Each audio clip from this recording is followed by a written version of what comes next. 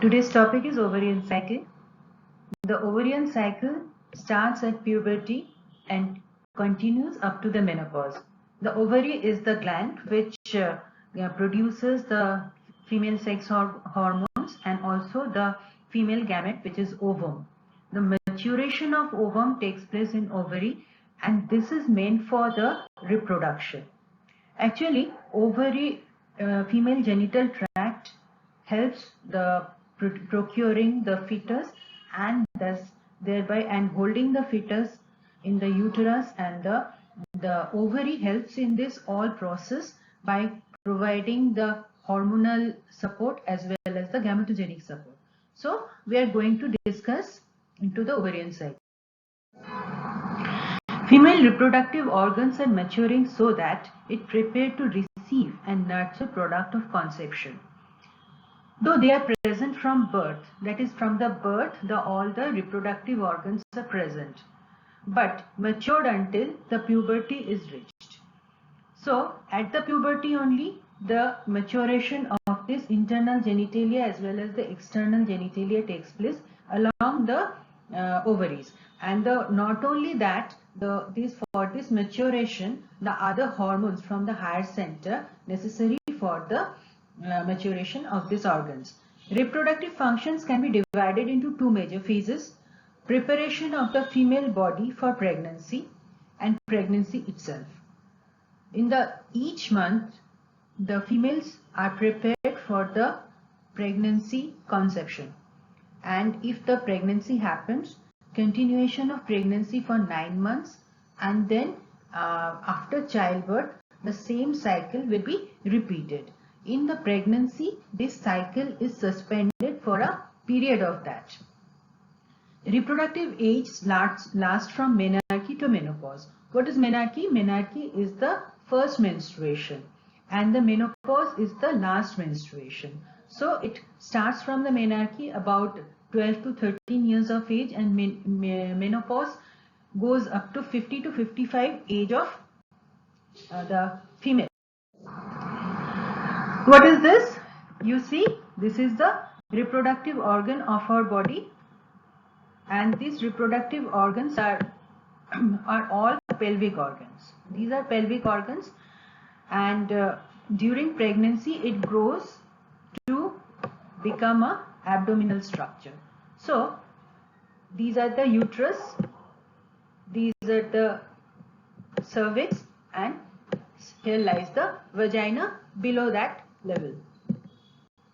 Lies the vagina below that level, and the main reproductive organs are this ovaries of the both side of the uterus. The detailed description of the female reproductive organ. These are the uterus. Uterus has a inverted triangle in shape, and they have fundus. And the upper part of this dome-shaped part is known as fundus. Here lies the body. In the coronal section, you can see the uterine cavity, which is inverted triangle in shape, and here the uterine cervix.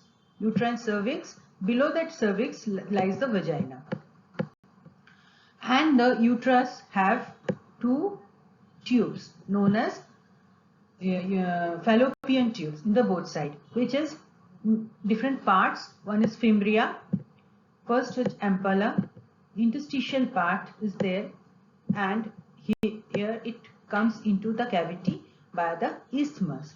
This is the most dilated part, is this one, is the ampulla of the ampulla of the fallopian tube.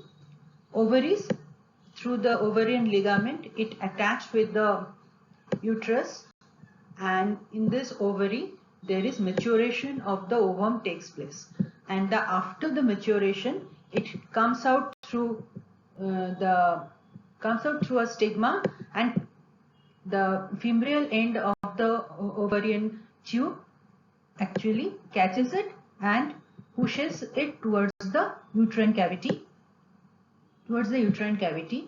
If the sperm is ascend through this route and fertilize the ovum at this area, that is ampulla, the zygote is formed.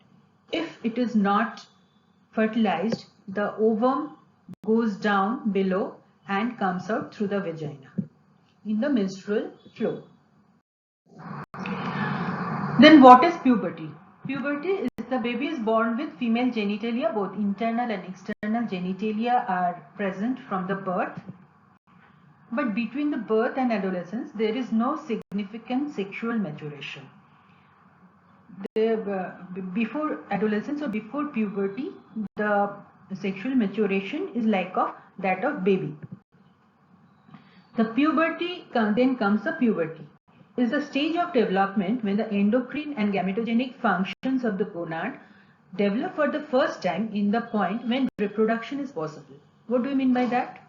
The endocrine function, that is from the hypothalamus, from the ovary and from the anterior pituitary, the hormones are produced cyclically in every month, so that the this endocrine hormones helps in the maturation of the reproductive organs. So the gametogenic function, that the immature ovum matured into the mature ovum, so that the both can help in the reproduction and there is increase in the chance of reproduction. Puberty occurs due to hormonal interplay between hypothalamus, anterior pituitary and ovary. Other organs mature due to action of ovarian hormones. Actually, the hypothalamic hormone helps in the anterior pituitary to secrete its hormone, and anterior pituitary helps in the secretion of ovarian to do it, and the ovarian hormones helps in the maturation of the other reproductive organs. Hypothalamus pituitary ovarian axis, you see this is hypothalamus, anterior pituitary and ovary. From the hypothalamus there is release of the gonadotropin releasing hormone. From the anterior pituitary there is two hormones are released, that is follicle stimulating hormone and luteinizing hormone, and both helps in the both hormone acts on the ovary. There is receptor of this FSH and LH onto the ovum, and that causes the release of estradiol in the first half of the first half of the menstrual cycle, and both the progesterone and estradiol in the second half of the ovarian cycle or the menstrual cycle, and they are under negative feedback control. But positive feedback happens in the mid-cycle, which I come later on. Female fetus in the mother's womb having germ cells. The germ cells develop in the endoderm of the yolk sac, and at about 5 weeks of intrauterine life, it starts to migrate. Through the mesentery of the hindgut, it comes into the near the gonadal ridge, where the ovary is developing. On that time, it goes to the outer surface of the developing ovary and embedded in that. In the yolk sac, the mitotic division of the primordial germ cell takes place, dividing and migrates to the substance of the ovary. It reaches the 2 million or 20 lakhs in number. So at birth, 20 lakhs of the primary oocyte are present. They enter the meiosis but arrested in prophase 1 of meiosis 1. Meiosis has two stages, meiosis 1 and meiosis 2. Remain at that stage from birth to puberty, but their number decreases from 20 to 30 lakhs. So at puberty, the total number of primary oocyte is about 3 lakhs. When puberty reaches, GnRH is released from the hypothalamus, produces LH and FSH from the anterior pituitary, and there is rapid growth of the ovarian follicle. The follicle first formed from the stromal cells of the ovary around the mature primary oocyte. There are types of the cells, follicular cells and theca cells. The follicular cells are the inner cell mass and the theca cells are the outer cell mass. Follicular cells has FSH receptor and theca cells has LH receptor. From the combined effect of the FSH and LH, there is growth and proliferation of the primary follicle takes place. It undergoes the primary follicle, then the secondary follicle, and ultimately the tertiary follicle. tertiary follicles are the mature follicles, also known as the Graafian follicles. These Graafian follicles has the typical structure. This has the tremendous amount of follicular and thicker cells around, and with a fluid-filled cavity known as the antrum. At this stage, at the stage of the secondary follicle mainly, the estrogen is produced, and estrogen helps in the insertion of the more of the FSH and LH receptors, so acts as a local hormone, so that the more and more growth of the follicles takes place. So the Graafian follicle is the mature follicle, and this Graafian follicle undergo some of the changes. And before that there is secondary oocyte is formed, because at puberty, just before the ovulation, the secondary oocyte is formed, and secondary oocyte is the haploid in number. So the secondary oocyte is now comes out through the Graafian follicle through the act of ovulation, and this after the single entity of the follicle now comes into two entities. One is secondary oocyte floating into the open abdominal cavity, and the Graafian follicle which present in the substance of the ovary and changes into the corpus luteum. This corpus luteum is formed and start to secreting progesterone. Along with progesterone, estrogen and inhibin are also produced, and the ovulated secondary oocyte has two fates. Either it undergo fertilization or does not undergo fertilization. If it undergo fertilization through the sperm, and then only the meiosis II is completed and second polar body and zygote is formed, and this zygote undergo the rapid division and implantation into the body of the uterus, and after that there is the pregnancy continues. But if the secondary oocyte does not fertilize, it comes out through the uterus through the menstrual blood. The same picture shows the number where the secondary primary oocyte is 2n in number. At puberty, when it is arrested in the metaphase 2 of the meiosis II, they are haploid in number, and after fertilization the zygote is formed, which is 2n in number again. The ovarian follicles matures in the ovary by the help of two hormones, FSH and LH.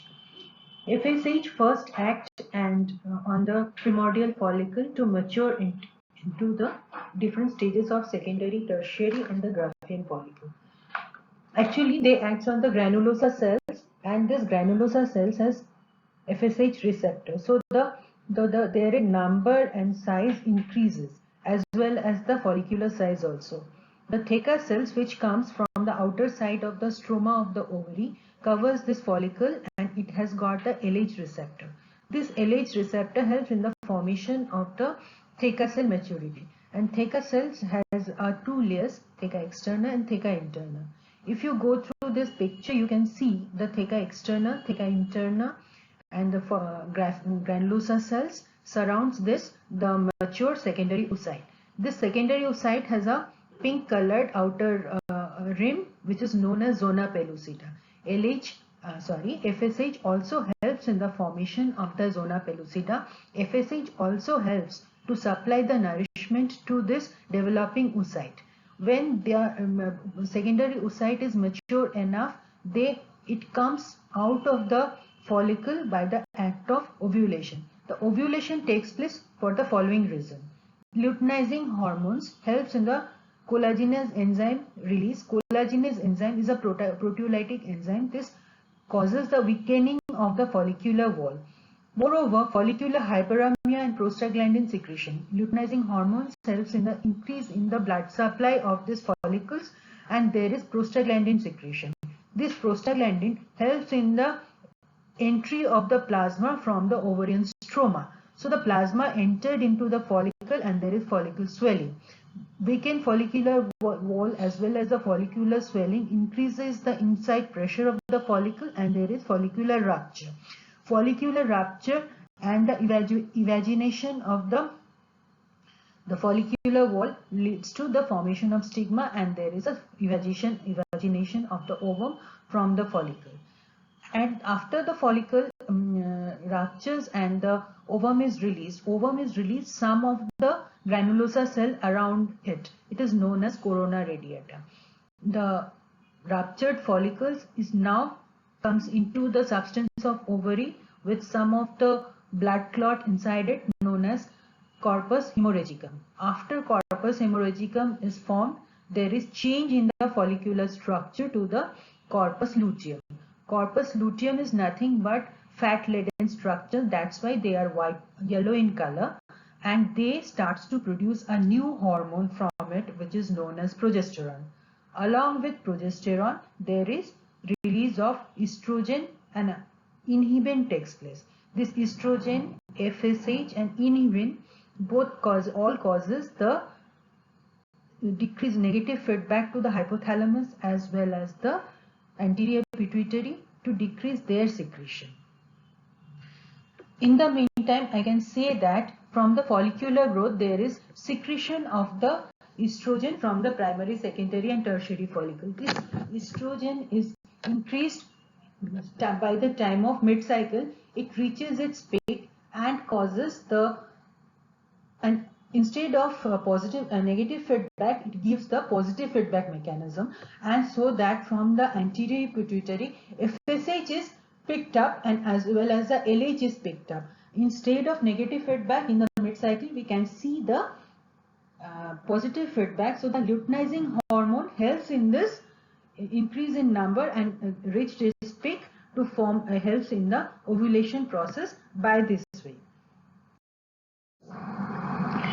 If after the release of the ovum from the ovary, it is picked up by the fimbrial end of the oviduct and it tries to go towards the cavity of the uterus. If there is fertilization takes place, that fertilization takes place by the ascent of the sperms from the vagina to the uterine cavity to the oviduct at the region of the ampulla of the oviduct, that causes fertilization. At the fertilization, after fertilization, the zygote undergo repeated cell division, and this cell division causes the different stages of maturation of the zygote into the uterine cavity and the stage of blastocyst. At the stage of blastocyst, they get implanted into the endometrium. This endometrium is prepared for the receiving the zygote by the released estrogen and progesterone from the corpus luteum. And this is the fate of the released ovum into the uterine cavity. What if it is not get fertilized, then it comes out of the ovary, and then comes out of the uterus, and if not get implanted, it comes out of the uterus and goes out through the menstrual blood flow. Now comes to the different hormones. These different hormones are GnRH. These are the peptide hormone from hypothalamus released into pulsatile manner after puberty. Before puberty, it remains silent for some unknown reason, but after puberty, it comes into the play and goes into the pulsatile release every 90 minutes. Before that, hypothalamus remains silent regarding maturity of sex organs. It acts on the anterior pituitary to release follicle stimulating hormone or FSH and luteinizing hormone or LH. It is a peptide hormone, so it cannot goes into the cell of target organ, and it acts on the surface receptor of the cell membrane and causes undergo the second messenger system intracellularly through the secondary messenger system to produce FSH and LH. This FSH and LH now comes into FSH or follicle stimulating hormone. These are the granulosa cells of ovary contain FSH receptor on their surface. FSH helps the granulosa cells proliferation, helps in the formation of the secondary follicle, helps in the formation of zona pellucida around the immature secondary oocyte. Along with LH, FSH helps in the formation of estrogen. You know the FSH cannot act by its own. It try to take help of the LH, and along with LH, FSH helps in the formation of estrogen. Rapid growth of the secondary follicle leads to the tertian follicle or the Graafian follicle. The estrogen is responsible for the changes in the ovary itself, along with uterus, cervix and vagina, in attempt to prepare this organ for pregnancy. So the estrogen from ovary, especially the follicular cells, comes into play to maturity of the whole body, especially the genital organs, to mature for preparation of the incoming fetus. Its level increases gradually. LH. The theca cell contain the LH receptor on their surface. LH helps in theca cell proliferation and helps in the formation of the secondary follicle. Along with LH, FSH helps in the formation of estrogen. Rapid growth of the secondary follicle leads to tertian follicle or the Graafian follicle. Estrogen is responsible for the changes in the ovary itself, along with uterus, cervix, vagina, in attempt to prepare this organ for pregnancy. Combined effect of FSH and LH. Here you can see the structure, the histological structure of the Graafian follicle, where we can see the oocyte, which is very small in number. It is at maturity, it is about 0.1 centimeter in diameter, where the Graafian follicle is about 1 to 2 centimeter in diameter. So the ratio is about 1:20 or 1:10. So the cumulus ophrocus and the granulosa cell surrounds the secondary oocyte. Zona pellucida you can see, which is helped by the FSH hormone, and the secondary ovarian follicle, theca cell. These theca cells contains the LH receptor, which imbibe the cholesterol from the plasma, and from the cholesterol androgen is formed within the theca cell. But further development of the androgen to the estrogen takes place in the granulosa cell. Granulosa cell has FSH receptor. This FSH receptor receives the androgen from the nearby theca cell, and this androgen is changed into estrogen by aromatase enzyme, as the granulosa cells contain aromatase enzyme. This estrogen is now dumped into the antral fluid, and the antral fluid is rich in estrogen, and also the estrogen by the blood, it goes into the circulation to the systemic circulation. Estrogen is the you can see from here, estrogen gives the sometimes positive feedback, sometimes negative feedback, mid cycle positive feedback, and the end cycle negative feedback to the release of the GnRH as well as the anti-pituitary hormones. Then secreted primarily from the follicles in the ovary, promotes the female secondary sexual character and primary sexual character, also causes LH surge. What is LH surge? I am coming. Causes LH surge to trigger ovulation. At the mid-cycle, instead of giving the negative feedback, it causes the positive feedback to release the excess of the LH in the mid-cycle. Because of this LH surge, there is increase in the chance of ovulation, and it thickens the endometrium. What is endometrium? Endometrium is the inner lining of the uterine cavity. The endometrium is thickened down, it rich in glycogen, so that if there is fertilization takes place, the zygote can rest on it and get nutrition from it. So the estrogen helps in the thickening of the endometrium. Inhibits in the late stage of the cycle, it inhibits the FSH and LH secretion. That means it gives the negative effect. Here the hormonal changes during menstrual cycle. In the menstrual cycle, at the beginning of the cycle, there is increase in the FSH that causes the growth of the granulosa cell as well as the theca cells, and from the granulosa cell as well as the theca cell, estrogen is produced. So the estrogen level is gradually increasing. At the mid cycle, you see the estrogen reaches its peak, and it causes the positive feedback. So the low level of LH and low level of FSH comes again into play and causes the rapid increase of their level in the blood. So the FSH surge as well as LH surge causes the ovulation, as I mentioned before it. This LH surge and FSH surge causes ovulation. This ovulation, the ovum is released from the Graafian follicle, and the rest is into the, first the corpus hemorrhagicum is formed, then corpus luteum is formed. This corpus luteum is source of estrogen, progesterone, inhibin. At that stage, estrogen have a second peak and the progesterone as a single peak in the second half of the menstrual phase, and that causes the negative feedback to the FSH as well as the LH. That causes the decrease in the level of the FSH and LH. In the lower panel, you can see the development of the endometrium.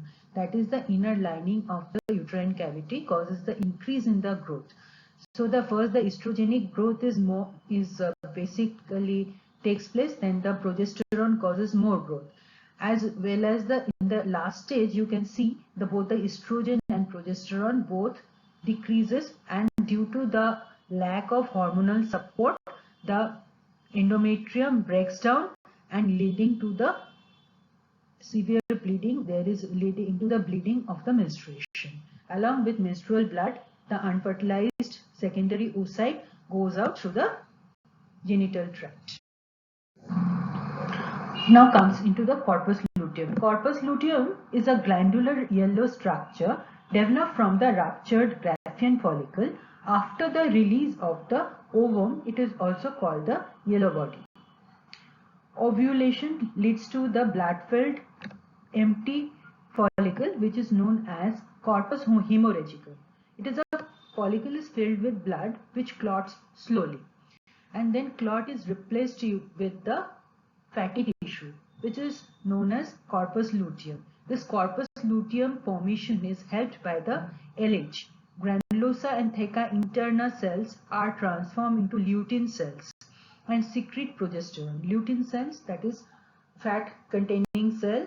From the fat, cholesterol is formed. From cholesterol, the progesterone is formed. The fertilization occurs. If fertilization occurs, corpus luteum persists for many weeks and supply the progesterone. Progesterone helps in the maintaining the pregnancy. But if the fertilization takes place, then corpus luteum undergo disintegration and forming the scar tissue, which is known as corpus albicans. The corpus luteum produces progesterone mainly with estrogen and inhibin. So, along with progesterone, two other hormones are produced, helps in estrogen and inhibin. This inhibin mainly helps in the negative feedback to decrease the secretion of FSH and LH from the anterior pituitary. The second half of the cycle, there is progesterone predominates. Second peak of estrogen occurs. Estrogen and progesterone cause inhibition and inhibition of the LH and FSH along with inhibition. So, after the whole discussion, we go through the algorithm of female sexual cycle in summary. At puberty, the hypothalamus is activated, release the GnRH or gonadotropin releasing hormone, which activates the anterior pituitary to release the FSH, which activates the granulosa cell growth, and LH to activates the theca cell growth. Graafian follicle is formed from the primordial follicle because of the tremendous growth of the granulosa cell as well as the theca cell, and the antrum is produced. From the theca, combined action of the FSH and LH from the secondary follicle and tertiary and quaternary and the Graafian follicle, estrogen is released. The estrogen is gradually increasing, and in the mid-cycle, there is a sustained peak that causes the LH surge.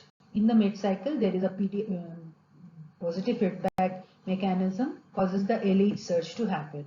LH receptor insertion on the granulosa cell also, and causes the secondary oocyte to ovulate after completion of the first meiotic division.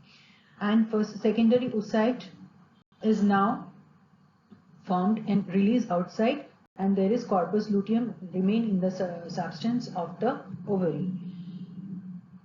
The secondary oocyte is picked up by the fallopian tube, and the corpus luteum form the estrogen, progesterone, and inhibin. After that, picked up by the fallopian tube, there is estrogen and progesterone causes decrease in the FSH and LH, and corpus luteum involute.